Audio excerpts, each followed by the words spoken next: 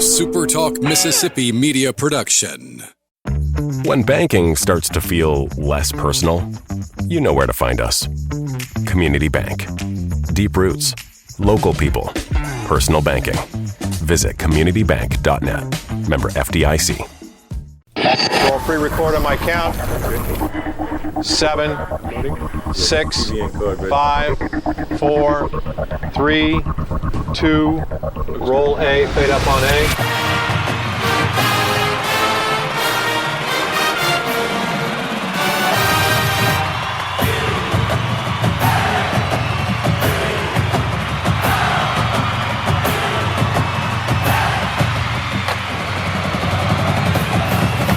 Southern Miss to the top.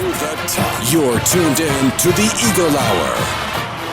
Hey, and we're glad you are. Welcome to the SuperTalk Eagle Hour Friday edition. We're broadcasting from the Southern Bancorp studio here in Hattiesburg. Bob Kelly and Dima, glad you're with us. Got a good guest in the studio with us today, our friend Scott Kirk from WDAM TV.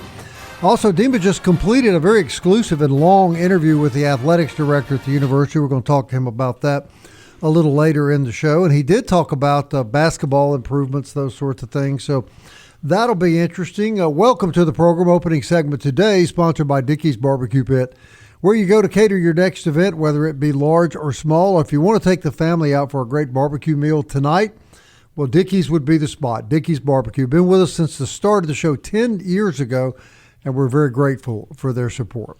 As we said, Scott Kirk, sports director, WDAM TV.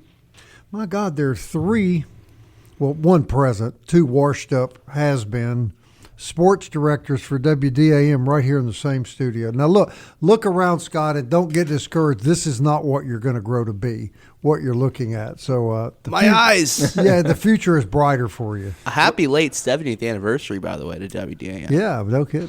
Which is, I thought you were talking about Bob and his wife's anniversary, 70th anniversary. Yeah, pretty close. Actually, that's why radio was invented, so that when you get off of TV and lose your looks and all those sorts of things. I've told a lot of people I developed a face for radio. Scott still got one. Dima's got one. These two young guys. Yeah. But, old guys like us, for all like White Walkers from Game of Thrones. And for all the years I was there, I think a lot of people thought that I did weather. They'd go, "Oh, I remember you doing the weather." And I said, I didn't do the weather, although many guys used to call my house asking my wife if the coast was clear. So I figured that. Thank you, Scott. Thank you. It's a good one. How did that happen from the 70th anniversary? Beautiful setup. Scott, welcome, man, to the show. I haven't had a chance to talk to you like these guys in the last couple of weeks. What have you learned from the College World Series that we're about to see the finals of starting tomorrow? I think a lot of people around the area felt it kind of painful seeing Troy in Omaha, especially when you were so successful against them. And I think we're all healing now at the 5 stages of grief. I think that's exactly right. No, I think that's exactly right. I've reached the acceptance stage. Yeah, exactly. Okay. I think we're all there now. I'm done beating the dead horse. But I feel like, if anything, the college baseball season reaffirmed things to me. Dima, you think what happened was funny? It's been a couple weeks. I'm choking on my animal crackers. Yes. He got the good animal crackers. Yeah. Go ahead. It's been a weird couple weeks. I'm sorry, Scott. No. It's true. It's true. Everyone's been processing around the area, right? Hattiesburg has not felt the same. We're getting there, though. But I think, if anything, things have been reaffirmed. Offense is just so crucial. Everything's got to be clicking at the right time. It's not the best team that makes it to Omaha. It's just the hottest team. It's who does things right. I think it's a mentality thing. You got to have that hard-nosed look, man. And kudos to Troy. When I saw them in Montgomery, I said, Deem, I told you, this team's going to be dangerous. This team will give Florida problems. Troy did it, and Troy was really good. I think, Deem, you said it a bunch of times. They outplayed Southern Miss for 17 innings. They just got hot at the right time. It doesn't matter. I think they were the first team in Omaha to get there with 30-plus losses. And they looked really good. Congrats I think it's not who you're playing. It's how the team you were playing is playing. Does that make sense? Oklahoma, North Carolina, I wouldn't have thought that at all. I would have had UCLA, Georgia. And guess what? Oklahoma just did things right down the stretch. It takes a unit to band together. Similar in a lot of ways to Troy. They were sort of middle of the pack. Troy was middle of the we talked on this show all year about what's wrong with Troy. Man, we thought Troy was going to be competitive. And as disappointing as the season was at the very end for Southern Miss, how'd you like to be UCLA? I mean, they were the predetermined world champions. Nobody was going to beat UCLA. Boy, are they disappointed. Yeah. So you're right, balance. You got to have balance. Absolutely, balance, confidence, a little bit of luck. I think it's pretty important, too. A great example that reaffirms what you said is as good as Georgia was, they go into a batting slump at the end of the year, and they can't hit, and they just been blasting people. Well, we saw them play in Mississippi State, and they looked unbeatable. And then they hit under 200 in the World Series. Absolutely, and Southern Miss's pitching was so strong, and then they give up 15 runs to end the season. I'm not trying to open old wounds, but it still kind of hurts, I think, for every fan around the area. No, you're right. You're right. 22 runs, right? I think it was 22 runs, right? 15 and 7. Yeah, I was just talking about the last game. That's all. But certainly though, the model consistency's there. Southern Miss will get back to where they should be. Isn't one of those stages of grief admitting that there's a problem or whatever it is? I think the staff knows that. And by the way, no absolute question. Everybody in the town knows. Everybody who watched the team knows. The players were outstanding. Yeah. They played so great this year. And I do have my wife is coming out of the 5 stages of grief for marrying me, so she's just now getting to the acceptance stage. So reluctantly. Yeah, I understand. Scott, what do you guys think about the transfer portal and how it's worked out for baseball?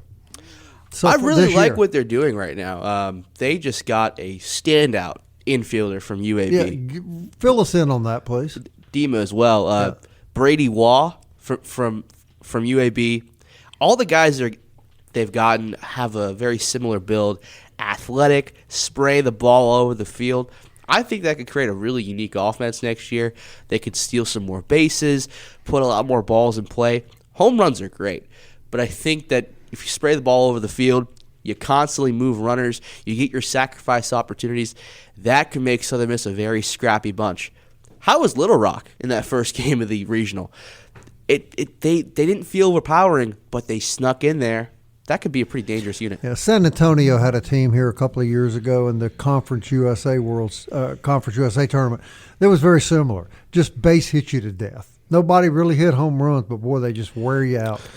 Have they addressed all the positions that? I want to mention about Wall. This to me, and I told y'all that Cade Baker from Toledo might be the biggest get that they've ever gotten from the portal. This guy right here is the biggest get they've ever gotten from the portal. He's top 100 player in the portal from UAB, fulfills a significant need on the team at second base. 332 last year in a very similar conference in the AAC. 12 doubles, 7 homers, 49 RBIs. He has a 431 OBP, and he drew 40 walks last year with just 30 strikeouts. He also stole 8 bases. This guy is athletic.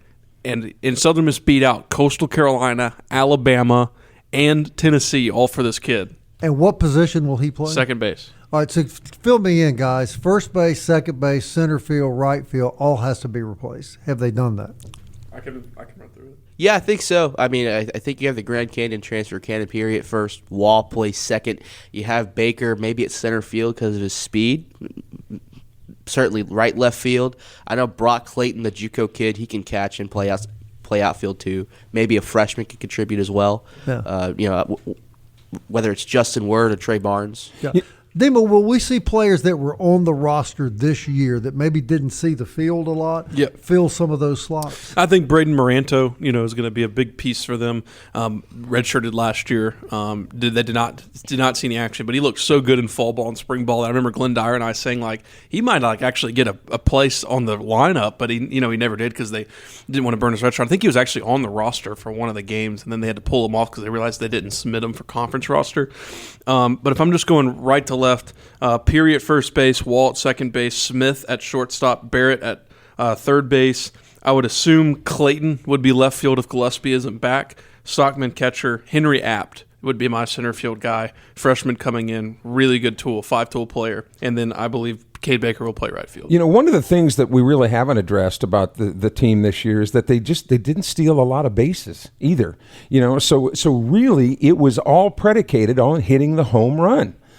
Because if you can't steal first, right? So if you're either going to hit a home run, and if you can't get on base, home runs wouldn't necessarily do you a lot of good.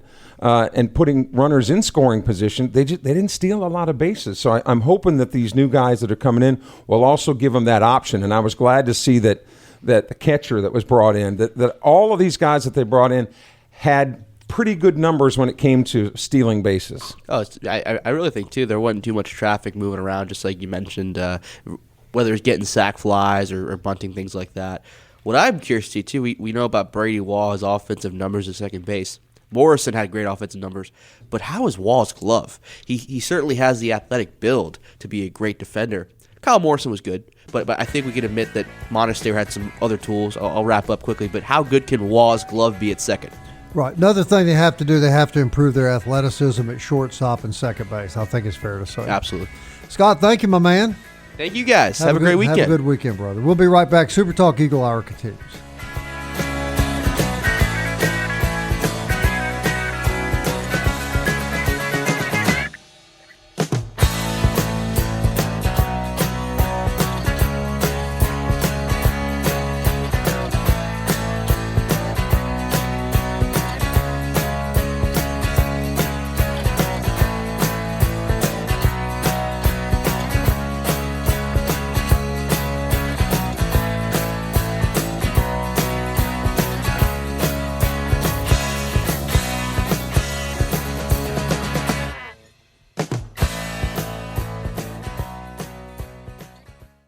Big news from Robinson Electric Supply in Laurel. We've moved. You'll now find us directly behind our old building, right by Sawmill Animal Hospital. We're still your trusted electrical distributor, carrying everything from conduit to tape. And don't forget our full line of Milwaukee tools. Whether you're a contractor or a DIY pro, stop by the new Robinson Electric Supply at 1222 West 6th Street and see what's lighting up Laurel. Robinson Electric Supply. New location, same trusted service.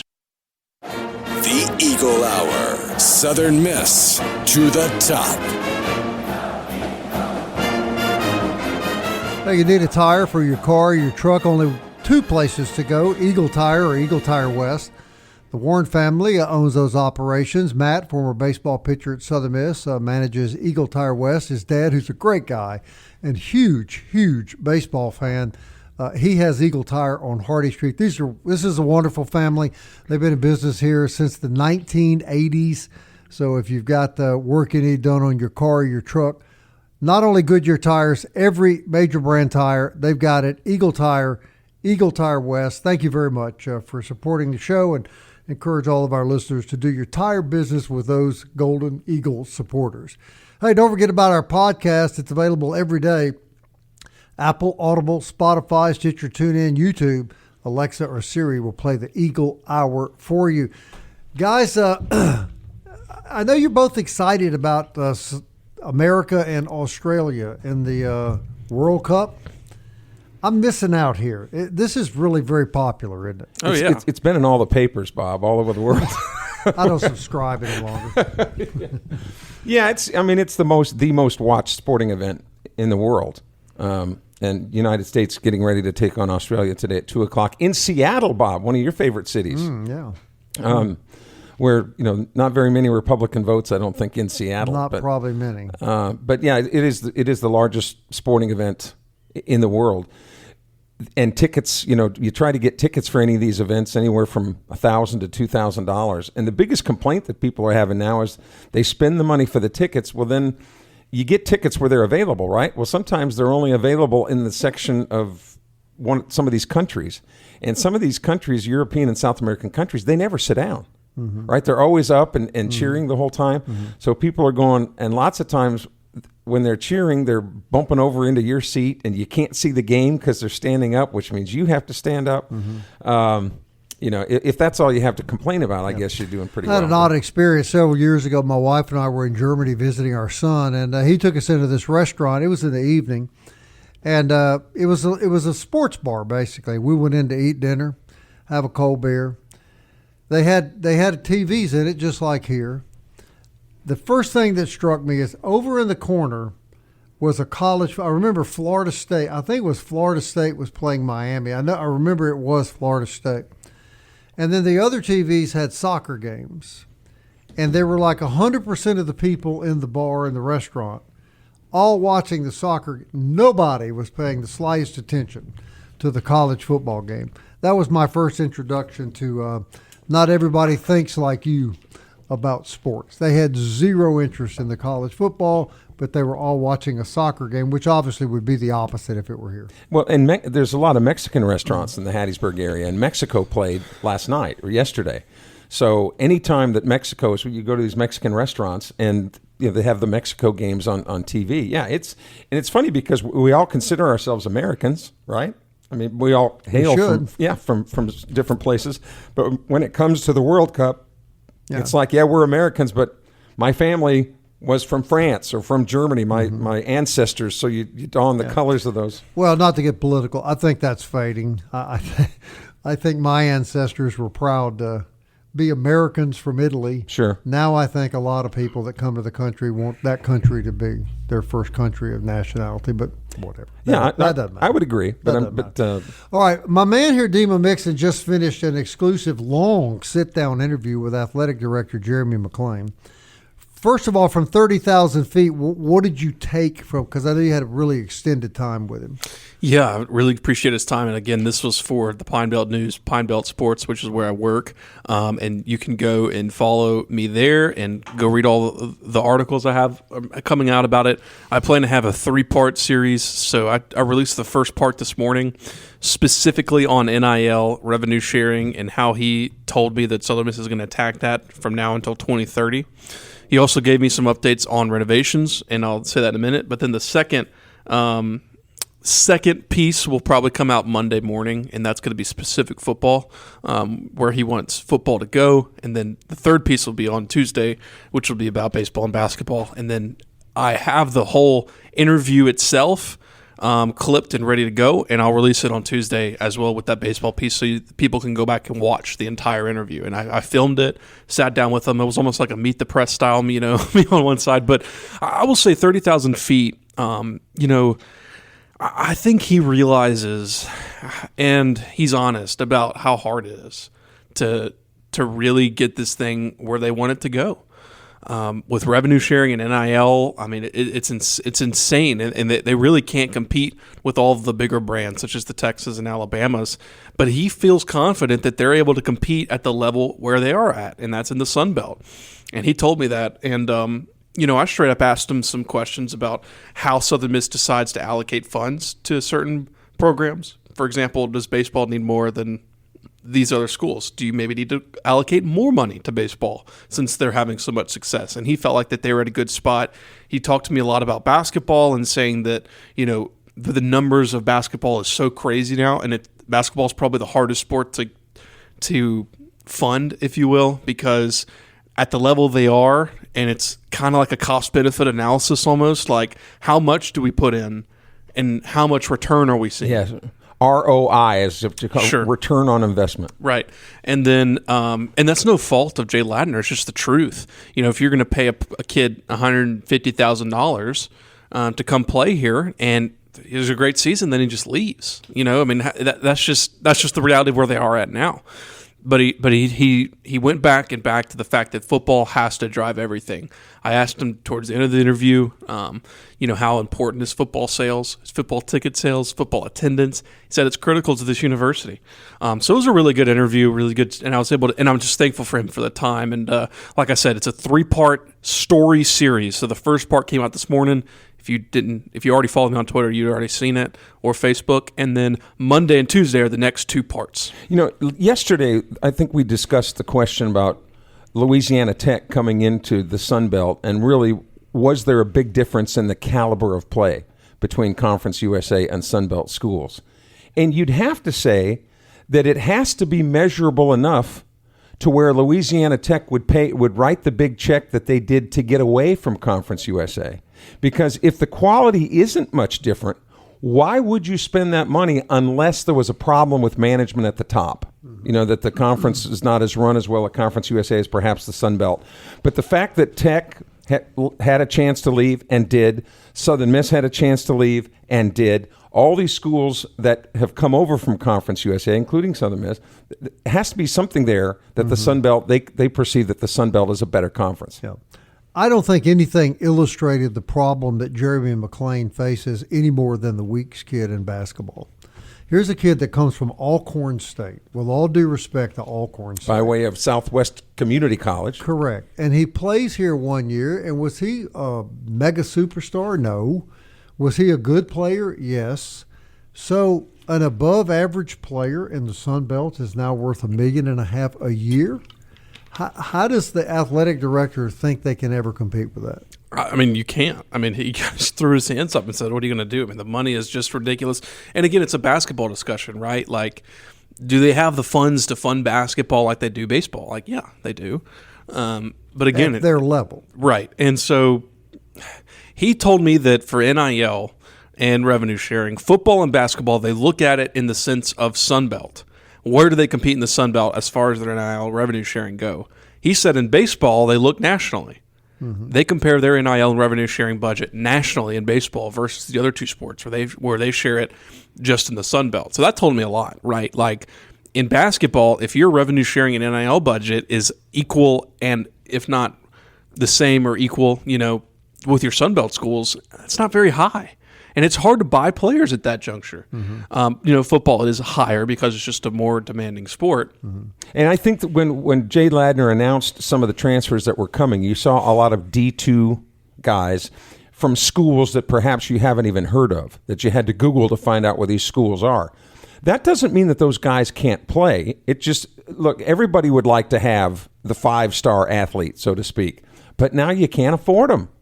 So you're in a situation, at least the way it is now, and I think, and I don't want to, if this is wrong, I mean, you know, certainly set me straight. But those are the type of players, because the numbers are so disproportionate, that's all you can afford. Correct. Now is to bring in. But I want to make sure I understood what you said clearly.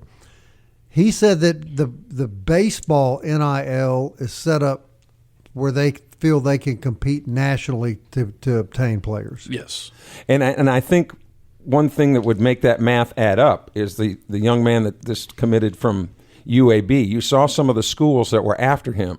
Now, those schools, you know, have big budgets. Yeah. So the fact that Southern Miss can hang with those schools. What do you think a kid like that's bringing today? I know he didn't tell you that, but an NIL deal to get a kid like that is going to cost you what, you think? In baseball? Yeah, baseball. I mean, $150,000 to $200,000. I got you. You know, Drew Harrison, who the commit they just got from Pearl River, Miami offered him $100K, and he came to Southern Miss. Yeah. Well, that's good to hear. Right. So they recognize the importance of maintaining funds for the baseball program. Yes. I'm glad to hear that. Yep. We'll be right back.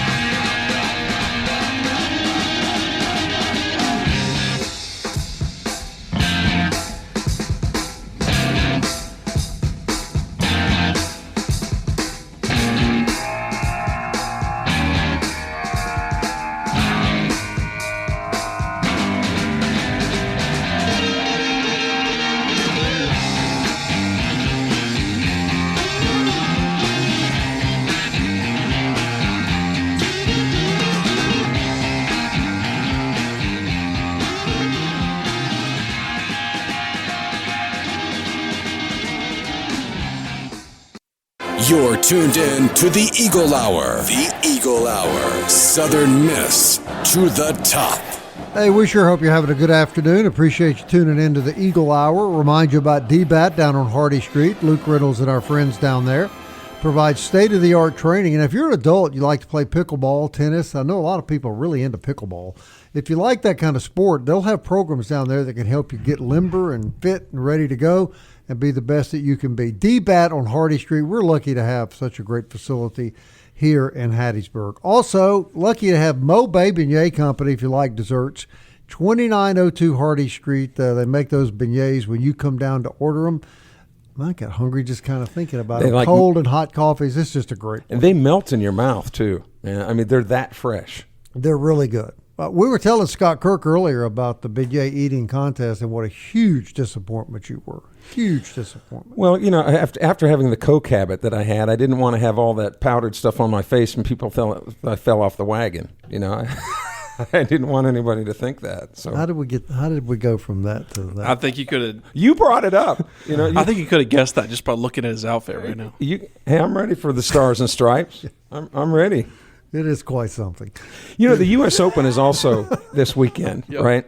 And I thought, looking back at Southern Miss history, I would have thought that there would have been one or two guys maybe that had the opportunity to qualify or did qualify for the U.S. Open. But near as we can tell, there hasn't been a Southern Miss golfer that's ever played in the U.S. Open. I know that there are some Southern Miss ties to some really great golf names over the years. Mm-hmm. You remember Davis Love III, who was big on the PGA Tour, former Ryder Cup captain.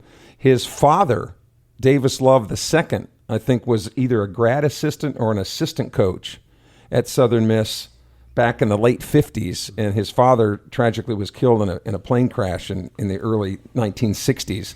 But which is why Davis Love always used to come and play at the Deposit Guarantee Golf Classic that they had. You covered that tournament, Bob, didn't you? Yeah. But Southern Miss did have a guy Southern Miss guy, James Ray Carpenter. Yes, he was the president of the PGA of America. And, he sure was. The last couple of years of his life, he set up near us in baseball. We kind of got to know him, and my friend Larry Warren, Mr. Carpenter was real elderly.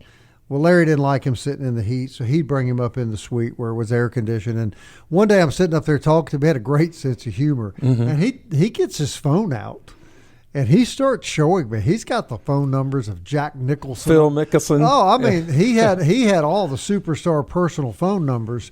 And apparently, he knew all those guys. So I guess he would probably be the biggest Southern Miss guy in so far as professional golf is concerned.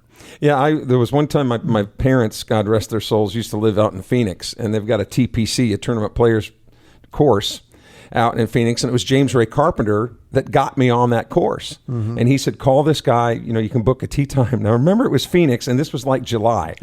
So I called the pro there, and I said, what does it cost? I was on a budget back at the time, and he said, if you tee off before 10 o'clock in the morning, it was like, and this is probably 25 years ago, it's $100 if you tee off before 10 o'clock. If you tee off after 10 o'clock, $20. And I'm going, $20? And I thought it was like the special rate, right? Right. And he said, no, $20. I said, why is it so cheap? He said, do you want the tee time or not? You'll see. So you get out there by the second hole and it was so hot. And I don't wear a glove when I play golf, so the club was slipping out of my hands. It was so hot. I said, now I know. They made money on my $20 because I think I lasted about 3 holes. You're probably the only one out there. There weren't many, not at that time of day. When I played out in Los Angeles at Trump National, in the morning times, it was $500 to play that course, and then in the afternoon it would drop down to like $110. So we did the afternoon time. We had a bunch of water. It really wasn't that bad. Oh gosh, it was unbearable. You were in California, though. Yeah, so it was a little bit different than Phoenix. Sure, does for Mr. sure. Trump show up at all his courses? Did you ask him that? I did ask him that. They said they hadn't seen him at that particular one in a while. So I think Eric Trump goes there. Huh? He owns a lot, doesn't he? Yeah. When you covered the Deposit Guarantee Golf Classic, Bob, what golfers do you remember meeting? When I covered it, I want to say it was the Magnolia Classic at Hattiesburg Country Club? Well, I do remember he wasn't a golfer. I do remember Charlie Pride. I interviewed Charlie Pride, who at the time was a superstar, a country music singer. I know you're a big fan, aren't you, Charlie Pride, Demon? Did you ask for him to come on the show? Kiss an angel, good morning. Love her like the devil till you get back home. I'll tell you the one I remember interviewing more than any, and tragically he is not with us.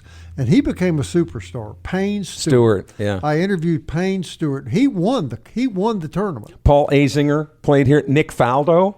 Sir Nick Faldo played here 3 or 4 times. But Davis. Chi Rodriguez. Oh, yeah. You remember that? Sure. Yeah. And the reason that Davis Love would play that tournament was to honor his father's relationship with Southern Miss. Mm-hmm. Is that And you look back that was such a cool event that they had here. That was awesome watching those guys. But like anything else, as the PGA purses began to increase, it was just not anything that this area now, could. Dima, you play golf. I may have said this before, but I remember asking one of the players. I was just mesmerized at how good they were. Good Lord, they could play golf. Yeah. And I remember asking a guy, how in the world are you not playing in the Masters tournament right now? What is the difference? And he said, and he pointed to his head. Yeah. The difference is right here when you get on the green. Yep. Who can sink the 30-foot putt when they need to. And that's the difference in the guys we're competing with today and the guys on the Masters. I remember because I came in right after you at WDAM, and I played in the Pro-Am with a Canadian golfer named Dan Halderson. And in the Pro-Am, he was awful. I mean, he was all over the place. I said, and I kind of said to myself, this poor fella, he's going to be 2 and done. He wins the tournament. He won it. Yeah. And I was just going, I was amazed because the other day when I was playing, he couldn't hit anything. And then, well, we got off track here a little bit. Yeah. Let me veer back to this first segment that you did with Jeremy. Is there anything else that came out in your, and I would know you want to hold off on the other ones, but in the first segment that you felt was important? Yeah, no, I mean, kind of everything I hit on with NIL and revenue sharing. I mean, it's just such a tough space that Southern Miss is in right now. And one thing he did mention that really I had never thought about before, he talked about COVID.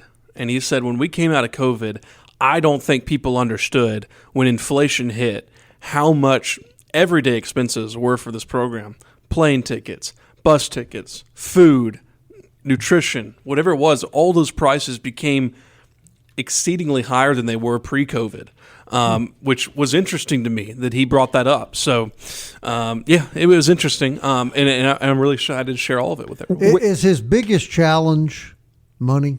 Yeah, I think so. Yeah. And without divulging too much so that people will certainly read your stories, do you think that, and maybe it didn't come up, but did he understand the frustration that the general public had with the snail's pace progress at Reed Green and the practice facility and so on? I asked him about it, exactly what the progress was. And he said, listen, we're probably about 1 to 2 years away from it being completed. And he said that when you go into Reed Green, you might not notice a lot other than some paint jobs in certain areas.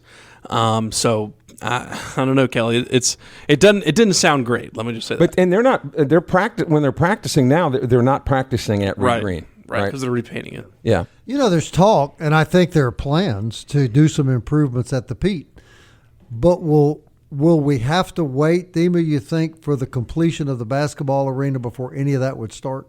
I think so. And again, with baseball, he did say that that the renovations are in the works. Let's just say that. Yeah, we keep hearing that, and I understand.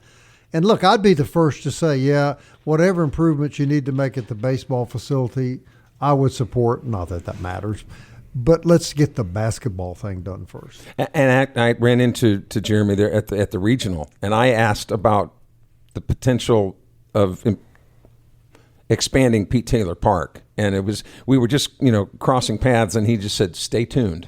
Yeah. So that led me to believe that something is in the works. Exactly what, obviously, we don't know. But keep we'll funneling see. that money into baseball. You have to do that in these days to stay on top of things. And as we all know, the baseball program is excellent. It's 10 years now, 40-win seasons. Nobody's come close to doing that.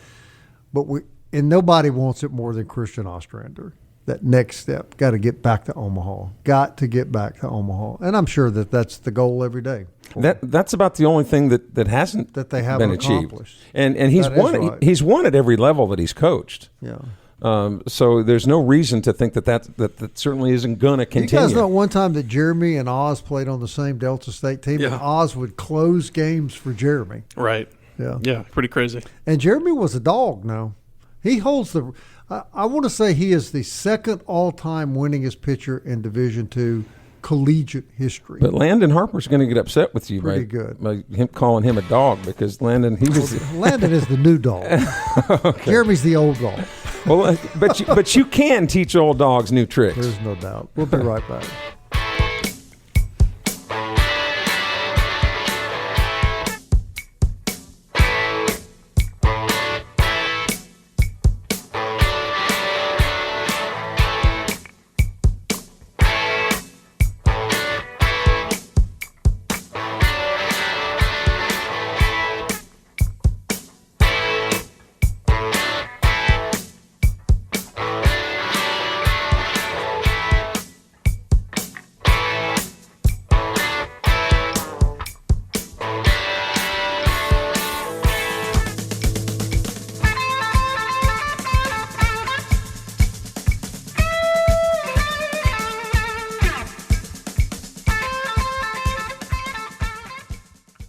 Big news from Robinson Electric Supply in Laurel. We've moved. You'll now find us directly behind our old building, right by Sawmill Animal Hospital. We're still your trusted electrical distributor, carrying everything from conduit to tape. And don't forget our full line of Milwaukee tools. Whether you're a contractor or a DIY pro, stop by the new Robinson Electric Supply at 1222 West 6th Street and see what's lighting up Laurel. Robinson Electric Supply. New location, same trusted service.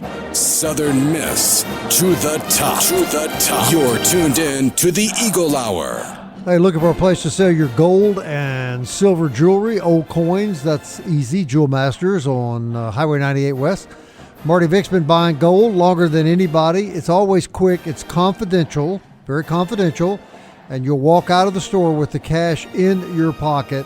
So don't be fooled by people who claim now all of a sudden that they buy gold and jewelry. Unless you just want to leave money on the table, I would go to Jewel Masters.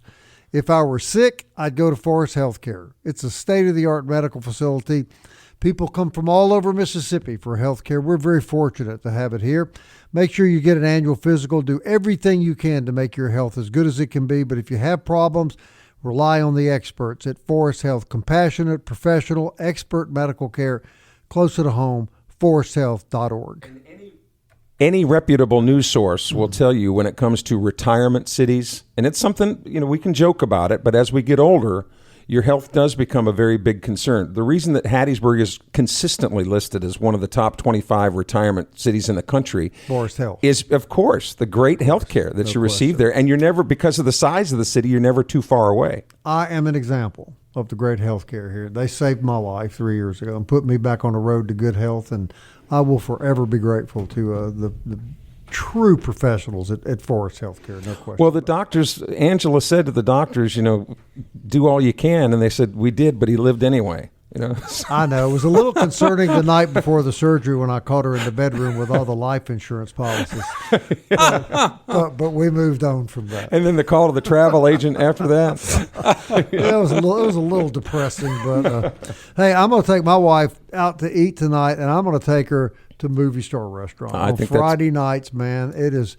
You can have the buffet, or you can order off the menu, and it is an absolutely great place to go. Very family oriented too. And great Southern fried cooking. All right, Demon, news and notes. I love doing this in the summer.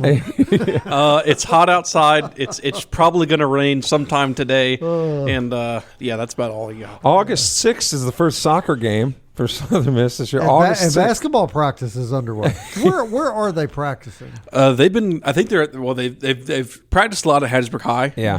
Gym. And I think they're kind of distributing around some high school arenas. How long are they going to practice? I mean, it's June. It's just summer camp. Okay. They'll go back home and then come back in September. It's the camps for kids too taking place. Yeah, right? and I think they're doing dribblers. those at the Payne Center. That is a great name. I don't know who came up with Little Dribblers, but I think that's just great. And I think they're doing those at the Payne Center. And I think Southern Miss can play in there or practice in there too. I got you. Okay. Yeah, the Little Dribblers. They got the elementary school camps, the junior high. That's really cool. High school. Well, what are they doing right now at the arena that you can't practice in it? I think repainting the inside, doing some stuff on the floor and stuff. That's why they can't get in there and practice. Well, let us not complain about that. I mean, it's progress. I think we should be. It's better than nothing. No, I agree. Yeah, I mean, once the process is started, that's one thing. I think that and we hear it from people all the time. They were just a little discouraged at how long it took to get the ball rolling. I'm sure nobody wants it completed more than Jeremy McClellan. He was just happy to see a fence go up. Yeah. So was Jay Ladner. So was Bob Getty. Yeah, I was. Yeah, I was. So anyway, basketball renovations finally underway. Good news for Coach Ladner, and we think basketball is going to be pretty good this year. I'm pretty excited about basketball starting. I think he has done a pretty remarkable job of pulling in a new roster. I think Jay Ladner does not get enough credit for his expertise in doing that. I agree. That's really about the only environment that he's been around since he's been here. Yeah. And it's not easy for any coach. Yeah, ask to do yourself, that. what would Jay Ladner do if he had North Carolina's NIL budget for basketball? And we talked about overall athletic budgets yesterday and how ridiculous it is that Southern Miss with our $34 million or whatever it was is expected to compete with the Texases of the world that has a $323 million. And I know money isn't everything, but it sure doesn't hurt. You know, I mean, all the analysts that all these schools, well, I mean, when you're hiring in football offensive analysts and defensive analysts and analysts all over the place, that's God's way of telling you got too much money. Years ago, with Conference USA baseball, we were in Conference USA, I got to know the coach at Florida Atlantic pretty well. And I really got to know their pitching coach real well. He had actually sat with me and Luke Johnson at a lot of games in the tournament the year before. Really nice young man, pitched for Clemson. So I go down and I'm talking to the coach, and I ask about the first base coach. And he said, oh, well, he's at Florida now. I said, oh, really? He goes, yeah, he's an analyst. I said, so your pitching coach left to be an analyst at Florida? He said, yeah, there were 250,000 reasons that he did that. $250,000 for an analyst. He said it more than tripled the kid's salary as the pitching coach at Florida Atlantic. That's what they're up against, guys. That's what they're up against. And a lot of these, air quotes, analysts aren't even listed in the program or the media guide as an official employee. Right. These are people on the side that are getting these checks. That's what Jay Ladner is up against. That's what all our coaches here are up against. I think they do a remarkable job for what they're faced with. All right. We hope you have a happy, safe, and good weekend. If the baby starts coming, you're going to let us know? Absolutely.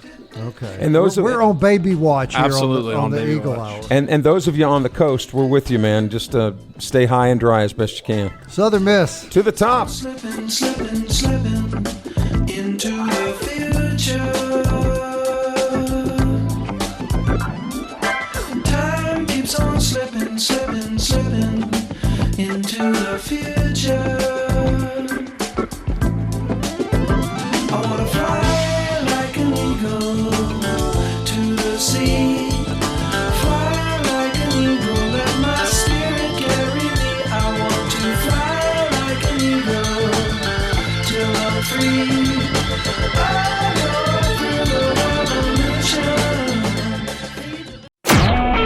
A SuperTalk Mississippi media production.